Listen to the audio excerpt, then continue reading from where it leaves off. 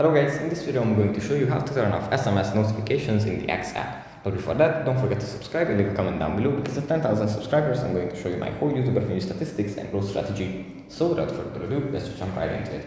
First you have to open up the X app. And here it opens up in the feed where we have the posts from the people that we follow.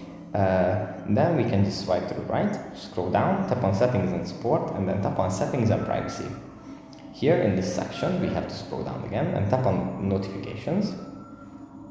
Then in this section, we have to tap on preferences.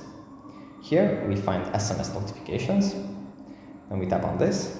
And here, if we have added our phone number as the SMS device that they can send SMS notifications to, we can turn this kind of notifications off. But if we haven't added our phone number, we can add it here. So that's pretty much it for this video. Hope it was helpful, guys. I'll see you in the next one. Bye.